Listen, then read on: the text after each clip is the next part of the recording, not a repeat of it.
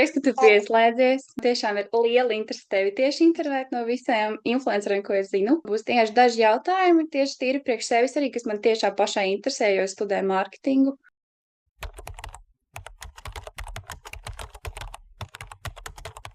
Man nebija mērķis kļūt par to influenceri.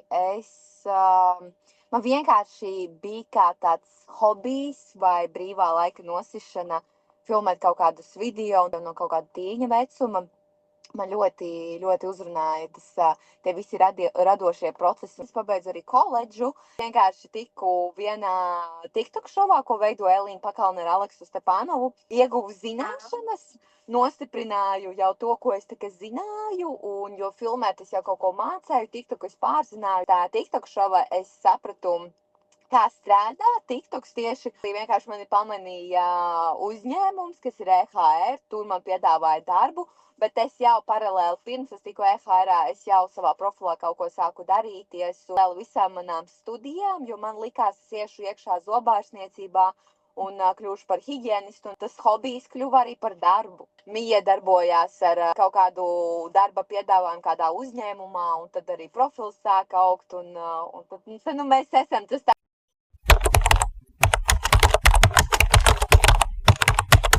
Ja es pareizi atminos, tas bija barteris, tas bija pedikīrs, un man vajadzēja video sataisīt. Man dod pretī pakalpojumu, un es arī pretī viņiem iedod no sevis pakalpojumu pretī.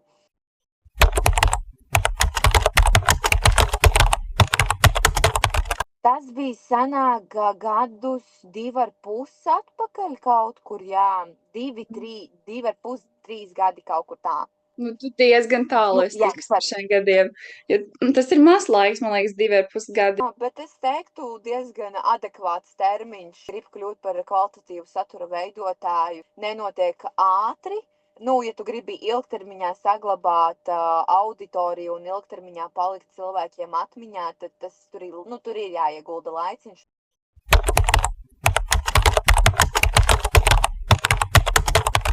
Tad tās sadarbības, pamazām nebija tā, ka man uzreiz viņas bruka virsū. Es teikšu tā, tikai pusotru gadu es tā normāli pelnu no sadarbībām. Līdz tam vajadzēja riktīgi pasvīst, pastrādāt ar kontentu, daudz ko sanāca vienkārši par velta taisīt, un ļoti daudz sadarbības bija barterveidā, un pirmās sadarbības arī tur bija mazās summiņās, un tā es kaut kā arī kulos. Un tas nebija par naudu sākotnēji. Šobrīd tas arī nav par naudu. Vienkārši man joprojām tāpatās patīk, un es izbaudu to.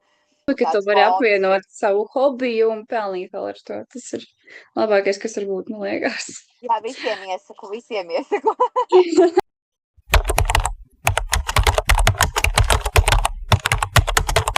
Es uzskatu, ka satura veidošana ir full-time job, 24/7 pa lielam.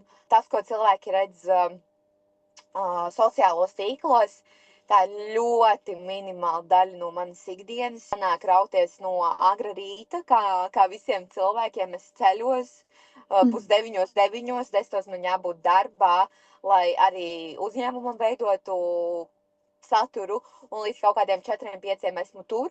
Un tad ir vakars, kad es veltu savām lietām, filmēšanas vai montāžas darbi, tie ir komunikācija man ir visas dienas laikā, bet pa lielam mana darba rutīna ir ļoti, ļoti dinamiska, un viņa nav vienāda. Man katra diena ir dažāda. Bet man ir darbs tāds, kad tev tiešām jāstrādā arī pēc 5. Tev ir jāstrādā arī sestdienās, arī svētdienās. Un tādi galvenie punkti man ir tā, ka komunikācija ar klientiem, ideju brainstormošana, filmēšana, montēšana, visu laiku telefonā, visu laiku montāžas programmās, TikTokā, un smadzenes reizēm kūp no visa tā, kas ir satura veidotājiem uz pleciem.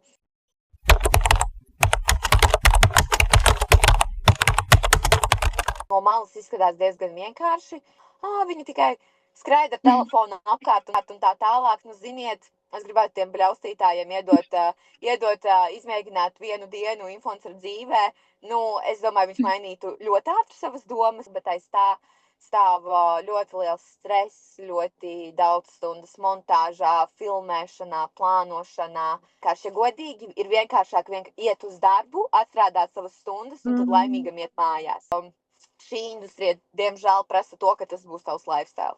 Nu jā, tu vispār liecies man tāda ļoti atvērta persona, kas liek sociālajos tīklos arī visu savu dzīvi, gan labos smieklus, gan sliktos lietas, un tas mani visvairāk piesaista. Ka es redzu tevī to cilvēciskumu, un tu nepazūdi starp viņiem visiem, un tu tiešām kaut kā izcelies manās acīs.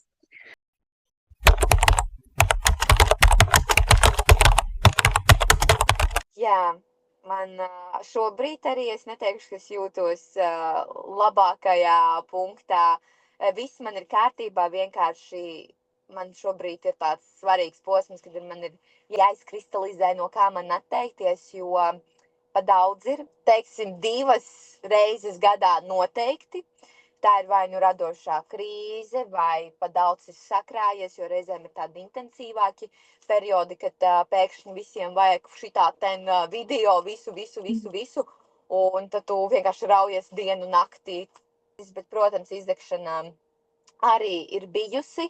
Es esmu visu laiku nogurusi, un tad, kad tiklīdz man sāk veselība klibot, tas nozīmē, ka man ir jāapstājās. Un 2 reizes gadā man tā jau ir noticis.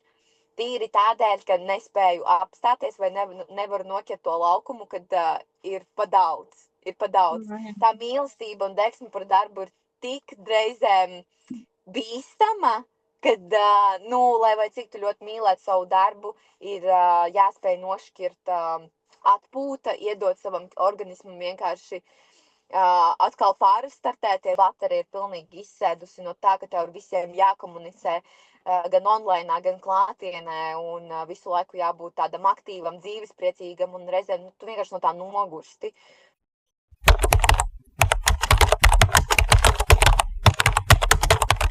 Svētdienas reizēm, kad es aizbraucu uz kaut kādu jūru vai arī ceļojumos.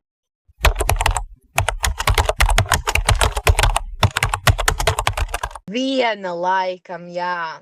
Ne manā privātajā kontā, jo es diezgan tās sadarbības izvērtēju ļoti strikti, un pie manis nav viegli dabūt sadarbību, tāpēc, ka es vienkārši eju caur savu prismu, ja es būtu patērētājs, jo man ļoti nepatīk, kad reklamē visu pēc kārtas, un cilvēkiem bāž sejā visu pēc kārtas, ko mums dara televīzijas reklāmas, jo influenceriem ir tā burvība, ka tu vari izvēlēties un savu pievienoto vērtību kaut kādu izveidot saviem sekotājiem. Un tā neveiksmīgā tā sadarbība ir bijusi, kad man ir jābūt sejai kaut kur. Tajā gadījumā es vienkārši biju pa daudz uzņēmusies, un nebija nodeligēti procesi, kuri man pēkšņi bija jādara, un man tas nebija ok, jo bija kaut kas cits runāts, un beigās es pēkšņi arī esmu montētājs un domātais un tā tālāk, kad ar mani bija vienojušies, ka man tikai viens darbs ir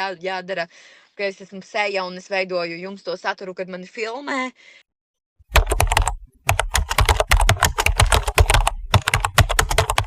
Šai industrijai, lai vai cik tev vajadzētu patikt tavam darbam vai nepatiktu, šeit tev tiešām tam ir jāpatīk, ko tu arī darītu par velti. Tas ir laikam pirmais jautājums, uz ko es liktu tam cilvēkam atbildēt. Es nesāksi pelnīt lielo piķi. Tev ir ļoti liels darbs, ir jāiegulda sākotnēji, lai vēlāk kaut kāds būtu rezultāts. Ir jāatbild, vai tā ir tava sirds lieta, kas tev liks smaidīt, dos kaut kādu prieku iekšēju, un tev būs prieks pašam par sevi ar to, ko tu dari. Otrs, jā, ir jāpatīk montēt. Un trešais, jāsaprot, vai tu vēlies tādu risku pieņemt, ka tev nav katru mēnesi vienā datumā alga, kas ir visos pamatdarbos. Savā ziņā arī kaut kāds finansiālais stress. Es uzskatu vispār, ka ir jākāpj no savas komforta zonas laukā, un ja tu jūti, ka tu neesi pareizajā vietā, un tu jūti, ka tu vari būt spēcīgs kā citā industrijā, tad arī tas ir jādara.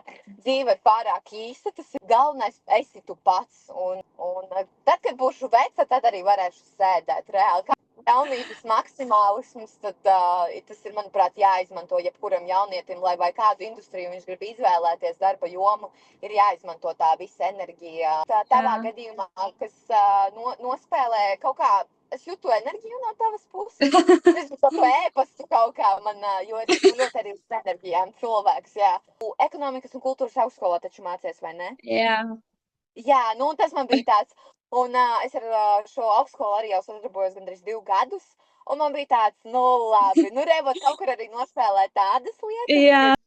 Tu biji vienīgā no visiem studentiem. Paldies tev liels, laikam es pabeigšu šo, man ir ļoti daudz vēl pārdomām.